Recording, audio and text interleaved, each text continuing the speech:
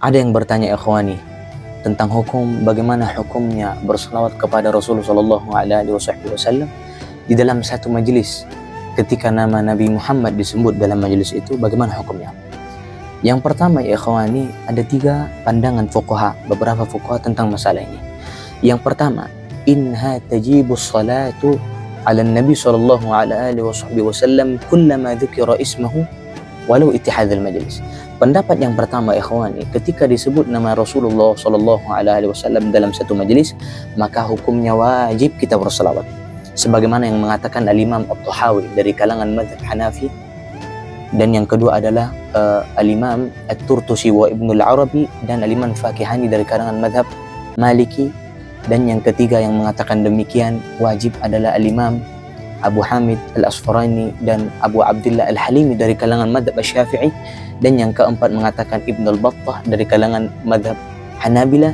Mereka ashabul madhahib mengatakan wajib ketika disebut nama Nabi SAW kita bersalawat, sebagaimana mereka berdalil man dzukirtu indahu falam yusalli alayya dakhalan nar ab'adahu Allah. Bagaimana Nabi SAW mengatakan, barang siapa ketika disebut namaku sedangkan dia tidak bersalawat kepada aku, maka dia akan masuk api neraka dan Allah akan jauhkan rahmatnya dari orang tersebut.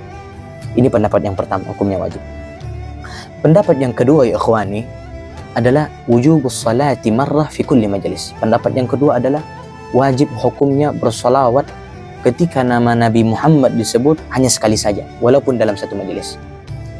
Sebagaimana Al-Imam An-Nasafi beliau menyebutkan dalam kitab Al-Kahfi, beliau menyebutkan apa? Kaman sami'ahu ismahu sallallahu alaihi wasallam miraran lam taljamhu as-salatu illa marrah fi sahih. Al-Imam An-Nasafi beliau mengatakan, orang ketika dia mendengar nama Nabi Muhammad sallallahu alaihi wasallam tiap kali dengarnya Nabi sallallahu alaihi wasallam, maka tidak diwajibkan untuknya kecuali hanya sekali saja bersalawat. Ini pendapat yang sahih. Bagaimana Al-Imam An-Nasafi beliau mengatakan. Kenapa ya ikhwani hanya sekali saja?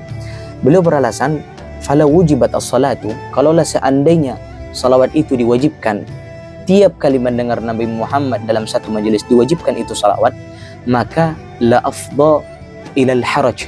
Beliau mengatakan, Al-Imam Nasafi beliau mengatakan, kalaulah diwajibkan salawat kepada Rasulullah setiap nama Nabi Muhammad disebut, maka mungkin ada karangan jamaah pada saat dalam majelis itu merasa apa? Haraj, merasa bosan ataupun capek menyebutkannya dari kalangan mereka tersebut. Ini alasan beliau, karena bisa mengakibatkan bosan ketika itu. Ini pendapat yang kedua. Dan ditambah lagi oleh Abu Abdullah Al-Halimi, beliau mengatakan in kana sami' ghafilan, kalau seandainya orang yang mendengar itu dalam keadaan lalai, yakfi marrah fi akhir majlis, maka cukup sekali saja dia bersalawat kepada Rasulullah di akhir majlis. Pendapat yang ketiga ya ikhwani, pendapat yang ketiga adalah nudiba at-tiqraru, disunnahkan selalu bersalawat sama Rasulullah SAW fil majlis wahid. Ketika kita mendengar nama Nabi Muhammad tiap kali dalam satu majlis, maka hukumnya sunnah kita terus-terus bersalawat sama Rasulullah Shallallahu Alaihi Wasallam.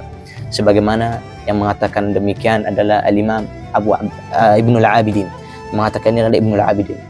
Oleh karena itu, kesimpulannya baqiyatul fuqaha, dari sisa-sisa para fuqaha mengatakan hukumnya wajib fil umri marrah, seumur hidup satu kali bersalawat sama Rasulullah. Dan di antara yang kedua pendapat dari kalangan yang lain juga mengatakan hukumnya sunnah secara mutlak. Ketika Nabi Muhammad disebut kita bersalawat, hukumnya sunnah secara mutlak walaupun dalam majelis ataupun tidak dalam majelis. Oleh karena itu terserah pilih yang mana ya ikhwani. Wassallallahu ala alihi wasallam. Alhamdulillah rabbil alamin.